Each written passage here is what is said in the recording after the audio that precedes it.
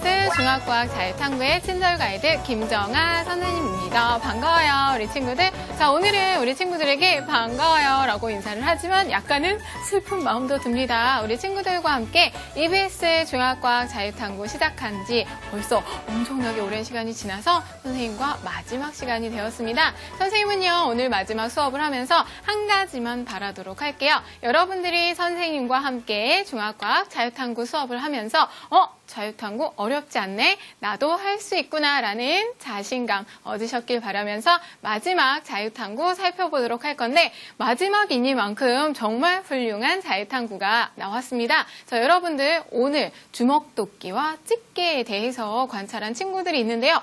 주먹도끼? 집게? 뭐지? 어디서 배운 것 같은데? 라고 생각하는 친구들 많죠? 자, 우리 우선은 이 어떤 내용을 어떻게 관찰했는지 관찰한 친구들 잠깐만 살펴보고 조금 더 자세한 이야기 나눠보도록 할게요. 오늘의 출연자 최미림, 차오름 학생.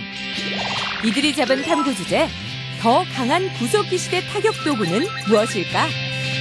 체험학습 때 우연히 본 전공리 구석기 유물인 주먹도끼와 집게에 관심을 가지게 됐다는 두 학생. 그 관심은 주먹도끼와 집게 중 어느 것이 더 강한 타격 도구인지를 가리려는 자유탐구와 연결됐다. 과연 결론은 어떻게 났을까? 그 결과를 담고 있는 탐구 보고서. 지금부터 직접 만나본다. 자, 오늘 자유탐구 주제가 정말 특이하죠? 방금 선생님이 좀 시작하면서 어디서 많이 들어봤는데 어디서 들어오셨어요?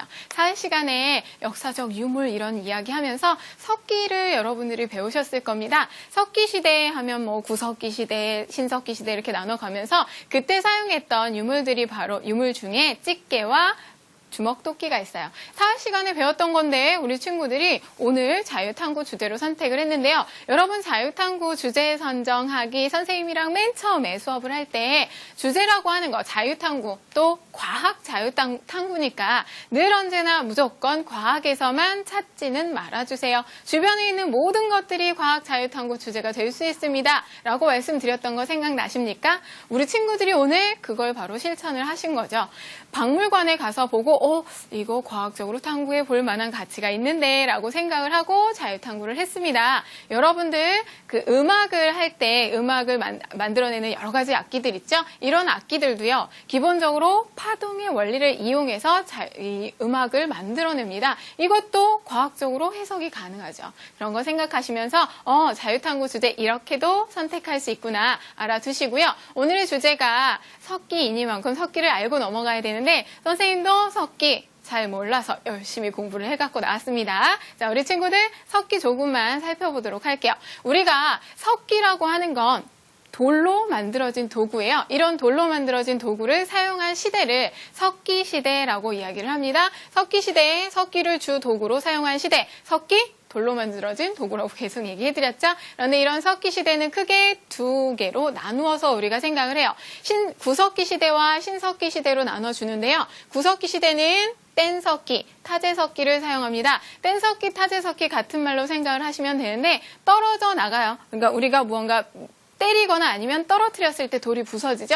그런 식으로 해서 만들어낸 석기를 사용한 게 구석기이고요. 그리고 나서 그 뒤에 신석기 시대가 옵니다. 신석기 시대는 간석기를 사용을 하는데 조금 더 정교하게 원하는 모양을 갈아서 만들어 사용을 하죠. 근데 이 중간에 구석기와 신석기, 뗀석기에서 간석기로 넘어가면서 같이 사용하는 시대가 있겠죠? 그 시대를 잔석기 시대로 해서 따로 구분을 하기도 합니다. 네, 이렇게 구석기, 신석기 이 정도만 우리 친구들이 알아보시면 되겠고요. 자, 구석기 시대와 신석기 시대 분명히 방법이 달라졌죠? 왜 이렇게 다른 걸까? 사용한 재료가 달라지면서 조금씩 차이가 발생한다고 생각을 하시면 돼요. 구석기 시대는 타제석기, 뗀석기를 재료로 뗀석기를 만든 거잖아. 어떤 재료를 사용했냐면 단단하면서 떼어내기 쉬운 흑요석, 수석, 석영암, 안산암, 규암 등이 주로 선택이 되었습니다. 자, 여러분들이요 중학교 1학년 과정에서 암석에 대해서 배우실 때 이 쪼개짐, 깨짐에 대해서 배우신 적 있으시죠? 쪼개짐, 깨짐이 달라집니다. 암석마다. 그래서 어떤 거는